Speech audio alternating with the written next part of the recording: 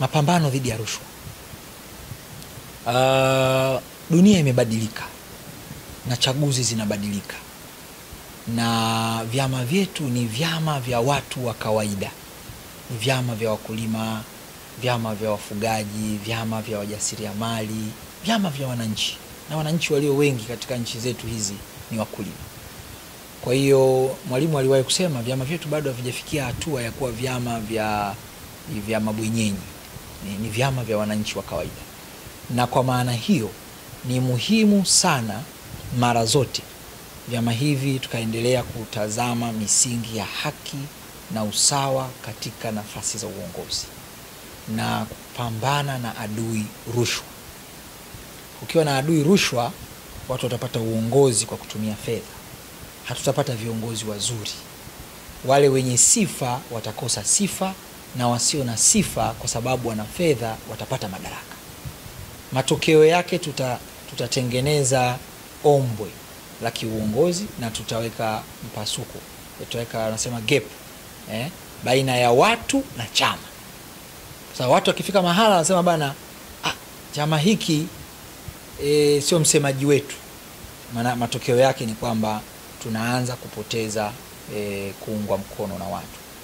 Kwa hiyo la kwanza, ili vyama vyetu viendelee kuwa vyama vya watu, lazima viendelee kutoa fursa kwa usawa, kwa haki ndani ya vyama vyenyewe. Na kwa maana hiyo basi ni muhimu sana ajenda ya umoja na mshikamano, kwanza miongoni mwa vyama vya ukombozi, lakini miongoni mwa mataifa ya Afrika kwa maana ya umajumui wa Afrika, lakini miongoni mwa vyama vyenyewe. Adui mkubwa mahala popote pale ni farakano, ni migawanyiko, ni makundi. Mambo haya matatu yanaleta madhara makubwa sana kwa umoja na mshikamano ndani ya vyama. Vyama vyetu na serikali zake viendelee kuwajengea uwezo vijana. Vijana ni kundi kubwa sana. Hakuna chama kita survive kama hakikuwekeza kwa vijana.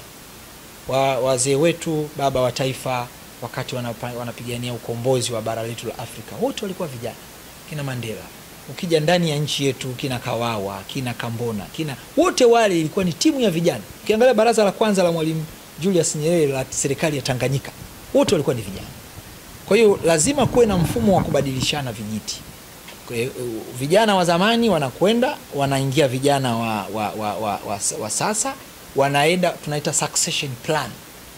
Ili maono walionayo viongozi wetu yaendelee kudumu na mapambano ya ukombozi wa kiuchumi yaendelee, lazima kuwe na mbio za kupokezana vijiti. Leo hapa nimemaliza wanafunzi 90. Leo hapa nimehesabu wanafunzi waliopitia hapa, wanafunzi 11,000. Hao ni matokeo ya kwanza.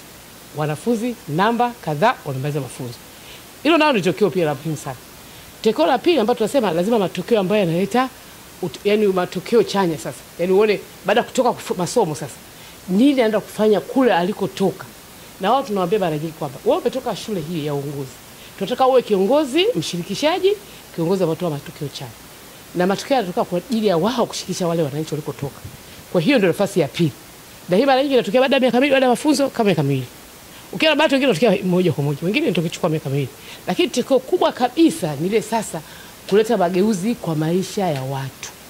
Kiongozi mzuri, kiongozi aliyeiva amepikwa vizuri kisiasa na kichumi, lazima aweze kuleta matokeo chanya kwa watu wanaoongoza. Na matokeo yale maana yake kwamba lazima watu waonekane kuna maisha bora kwa wananchi katika sehemu za afya, katika sehemu za elimu na katika sehemu ya uchumi wa watu mtu mmoja mmoja. Kwa sababu mpaka sasa hivi watu wengi wanaandika hapa uchumi sio kwenye mfuko, waone uchumi kwenye mfuko. Sasa ni kazi ya kiongozi huu, kwa sababu kazi ya kiongozi moja hapo ni kuhamasisha watu kushiriki shughuli za kufanya kazi.